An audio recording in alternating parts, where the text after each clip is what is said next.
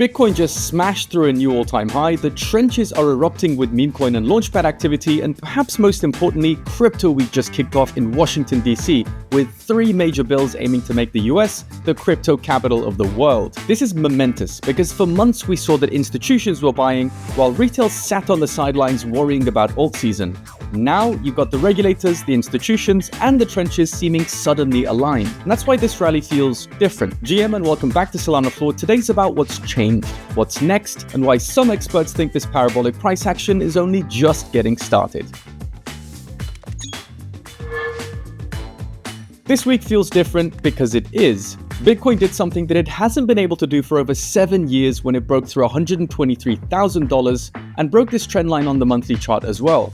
Now this trend line matters as it is a key level of resistance for every bull market top since 2018. So before we get onto who's doing all the buying here and what it really means for alt season, let's start with Washington D.C. because US lawmakers are gearing up to pass not 1 but 3 major crypto bills. You've got the Genius Act, the Market Clarity Act, and the Anti-CBDC Act in what's being called Crypto Week.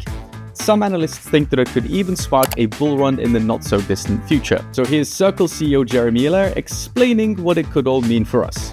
I think there's a chance that this is signed into law this week, and that would be tremendous. And it really establishes stablecoin money as a form of money in the U.S. financial system, with clear safeguards around that. And what it would especially do is it would ensure that if you're a corporation, you're a public company, you know that this is cash equivalent money. You can hold it on your balance sheet. If you're a financial institution, you can use it in settlements, in wholesale transactions, in capital market transactions, in collateral. So it opens up the use in the regulated financial system, and that's a huge deal. Matt Hogan says that once these bills pass, we can't put the genie back in the bottle. If these bills pass through Congress during Crypto Week and eventually get signed into law, we've entered a new era. Crypto is going mainstream, risk is being reduced, and Wall Street is moving in. No wonder we're at all-time highs. Now, while Wall Street is making big moves, the primary objective of Crypto Week, it seems, is to deliver on Donald Trump's promise of making the US of A the crypto capital of the world. But there was, of course, some predictable resistance with the Democrats calling it Anti-Crypto Corruption Week. And they're arguing that together these bills pave the way for massive crypto fraud and they legitimize President Trump's crypto corruption, which, as they point out, has already netted him a staggering $1.2 billion.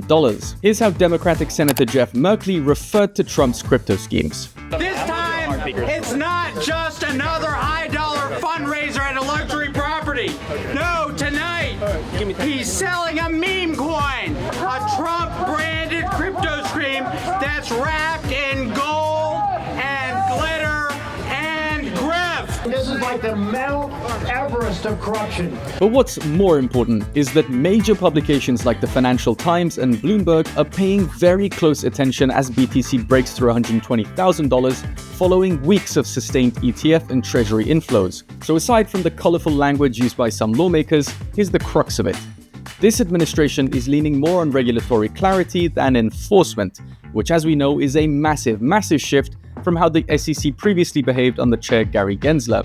Now that alone is giving the market confidence, and it's contributing to that alignment of regulators, TradFi, and retail that we're seeing arguably for the first time this year. According to Solana Policy Institute, this crypto week has significant ramifications for the entire Solana ecosystem, because these bills could pave the way for regulatory foundations of institutional DeFi adoption, of compliant stablecoin issuance, and critically, rules of the road for developers. So, with all that said, how is Wall Street reacting? Bitcoin smashing its way to $123,000 for the first time in history has, of course, had a wide-reaching impact on Wall Street. Bloomberg terminals are now showing BTC price in millions for the first time ever. But it's not just crypto, because stocks like Circle, MicroStrategy, and Robinhood are climbing too. So, where do the Wall Street experts think we're going next? Obviously, this is the most crypto-friendly administration and it's in its infancy. If you look at it, if you pull it back a little bit. So we have the Genius Act, we have the Clarity Act. If you look at the old SEC, they ran through enforcement versus regulatory.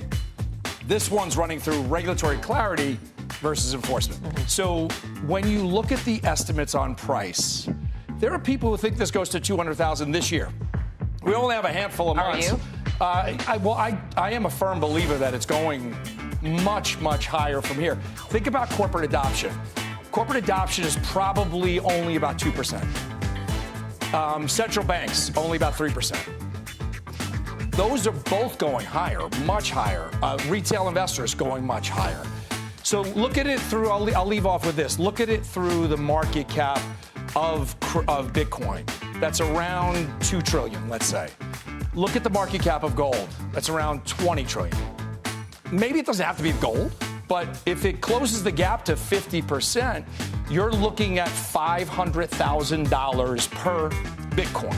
And I do think that in iShot, you're looking at 250, 350,000 pretty easily for crypto. There's $350,000 per BTC would of course be an insane boost for the industry as a whole, but it would also require the Bitcoin market cap to pass $6 trillion.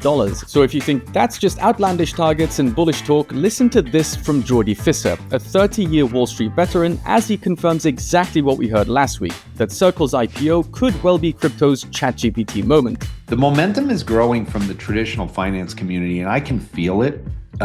I think Circle was a bigger event and may have been truly, as Tom Lee said this week, the Chat GPT moment for the crypto world, and specifically this situation that Circle made people do research. But Jordi then adds to his analysis about what's pushing Bitcoin and the total crypto market cap higher. Now, a lot of this is because of the dollar weakening. But again, the dollar weakening is good for global growth. It's good for assets. It's good for liquidity. So far this year, global M2 using China, Europe, and the US is up over $5 trillion. In 2020, it was up $11 trillion. So I think there's a lot of pent-up liquidity that people have kind of ignored because the stock market had gone down. I've been, all over my belief this year, and I still believe it, and I'll segue into something that I think is important from the economic side. On the back of the PMIs, or on the back of liquidity, which usually leads to alts starting to outperform Bitcoin, which is, I think, what we're starting to enter into. You get this point with global M2 that you should have had Bitcoin up higher already this year. So I think there's, we range trade, we're gonna extend this move. I still think there's gonna be a very large short covering squeeze this year. If anything were to come out positive out of Washington at this point, when momentum is going, I think it's going to add to it. Meaning any kind of positive news on the Clarity Act, anything along those lines. I just think now we're in the phase where you have more traditional finance people looking at it. Now at this point, you might be thinking, hold up, it doesn't really matter how much money we print, because unless everyone and their uncle is buying Bitcoin instead of other assets like gold, then we're never going to get to $350,000.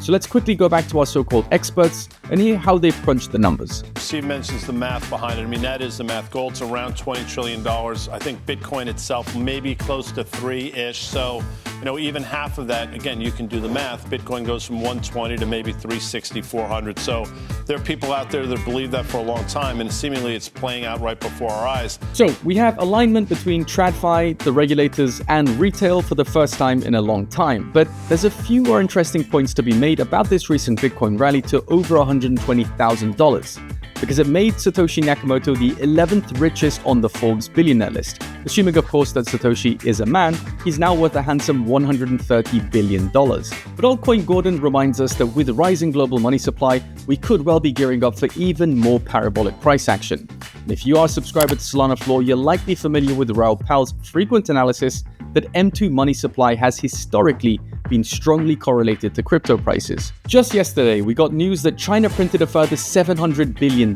which, as we heard seconds ago, has brought the total M2 supply to over $5 trillion. And this is exactly what we'd expect to see leading up to an asset price rally. This user points to a slight decline in BTC dominance. He indicates that alt season that many had given up on may finally be starting, or has already begun. And we may well be starting to see this, because unsurprisingly, SOL also rallied to $167 where it met strong resistance and it almost reclaimed the $90 billion market cap. The last time we saw similar moves was back in March last year, but this time around, we're also seeing large cap meme coins like Bonk, Whiff, and Pengu all rallying significantly.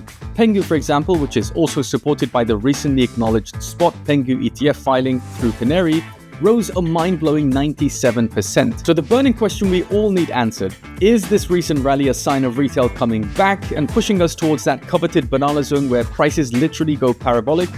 The short answer is, it seems no, at least not yet. We've said this all along also, the more regulation you have around Bitcoin and around the infrastructure and the infancy is what gives a green light to institutional investors. And make it clear, this is institutional investors that are doing this. But speaking of explosive retail energy, let's talk about the trenches, because they are indeed exploding this week. Bonk has officially climbed to become the 4th largest meme coin by market cap, reclaiming $2 billion. Meanwhile, Pump.fun raised a jaw-dropping $500 million in just 12 minutes during its token sale. The Pump token opened trading at a $5.8 billion pre-market valuation, and it briefly even touched $7 billion over the weekend. Now, some have rightly called this a potential rebirth of meme coin mania. Others say it's a bit of a warning sign, so I'm curious what you think. Is this genuine market confidence around launchpads and meme coins, or is it just more peak speculation? Either way, the launchpad wars are heating up, because LetsBonk recorded nearly $8 million in weekly revenues, overtaking Pump.fun for the first time ever. And then later, it flipped Pump.fun on daily revenues as well. Now, Pump.fun's daily trading volume dropped by almost 2/3, while LetsBonk's daily volumes almost 10x'd, surging from $10 million to $108 million. And that volume is now 2/3 of all the meme coin trading on Solana. But hold your horses before you go aping into everything without any due diligence, because it's not all moonshots yet. Ticker symbol ALT, for example, ripped 1,000% in 5 days before collapsing 95%. It slid from $177 million market cap to just $8.4 million. Now, that token was promoted by KOL Crypto Beast Real.